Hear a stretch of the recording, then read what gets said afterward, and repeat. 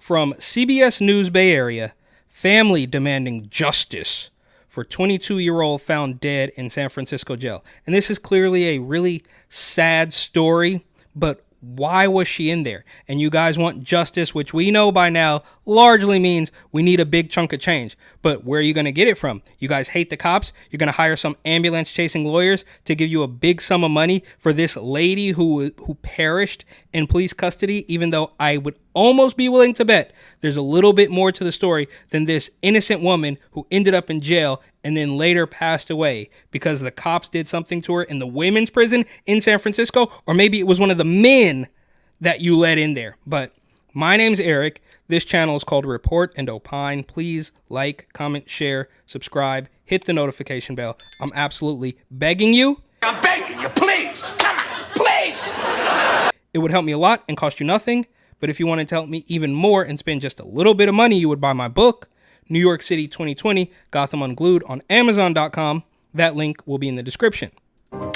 Family and friends of a young woman found dead in a San Francisco jail say they want answers. 22-year-old. Okay, I'm sorry. But before we get started, we see this constantly, all the time, right? You want to have it both ways. You want, we don't actually need cops. They're evil and racist. But now we do need cops and we need lawyers and we want money because one of our people had gone down the wrong path. And bro, these people will use any and every opportunity, right? You give them an inch, they take a mile. Maybe that's the wrong analogy for this, but we see it all the time. We saw a girl several months ago in LA saying, well, the cops should have done more.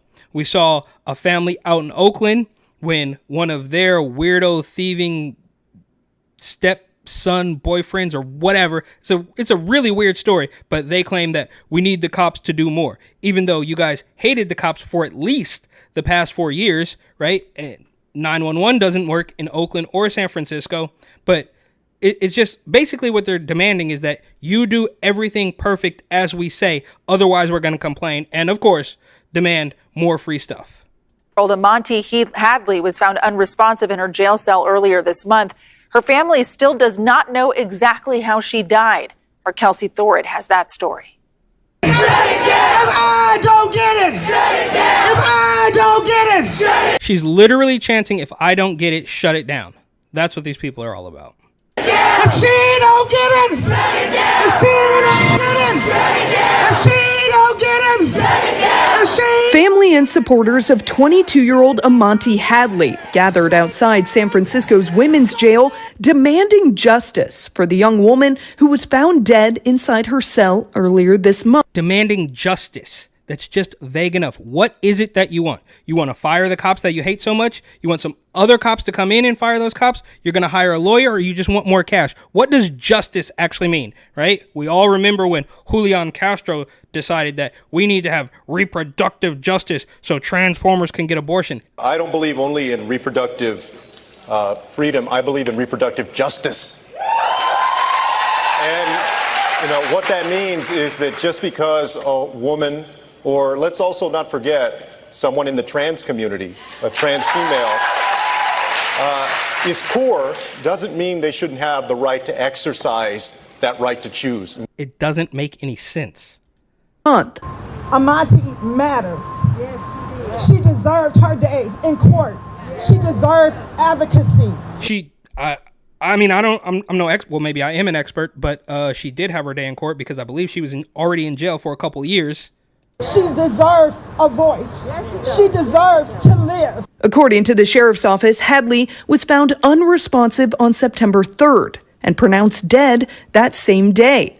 How exactly Hadley died remains unknown. The sheriff's office says it is conducting an investigation, but Hadley's family says they want their own independent investigation done. And we demand justice to the unanswered questions that we are yet seeking. Before her death, Hadley had been behind bars for close to 2 years.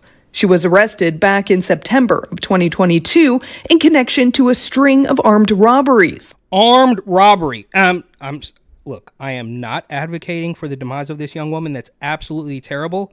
But don't pretend like, oh, she was just an innocent young girl and we need justice for this was a criminal who, if you want to be honest, she probably found out a way to smuggle something into the drugs or or into the jail, drugs into the jail with, one of her friends or whatever it is, and just did a little bit too much. But I don't know. Do you think, one of these big, mean, scary San Francisco police officers was responsible for her demise? I don't think so.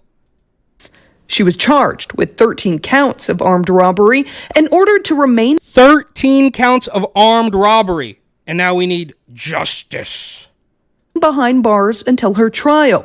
Hadley's lawyers tried several I'm sorry. Jeez.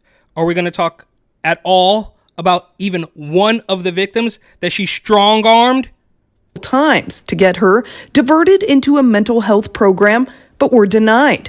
Her supporters... Okay. I'm sorry. I feel like I'm getting a little bit better on not stopping the videos a million times, but that is key, right? Oh, we tried to get her into a mental health institution or whatever, and that's one of their go-tos. Anything, literally, you do anything and just say, well, actually, it's mental health, so you should take it easy on me.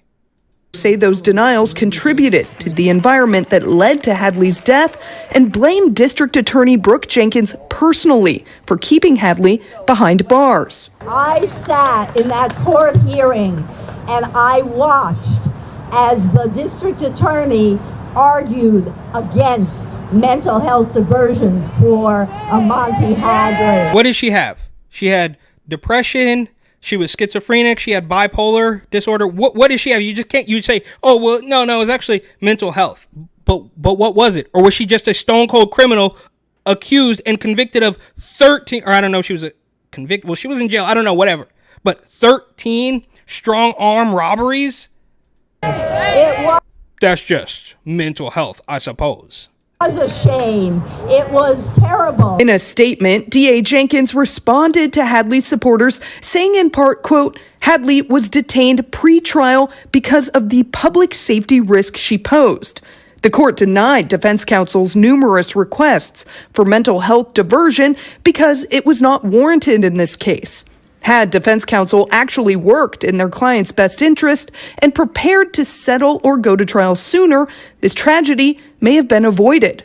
Sadly, we will never know. The DA went on to offer her condolences to Hadley's family, but Hadley's family says they are not stopping here. They want accountability for Hadley's death and say they will continue to fight until justice is served. Because this capsule we're in is temporary. But these hearts we carry are forevermore.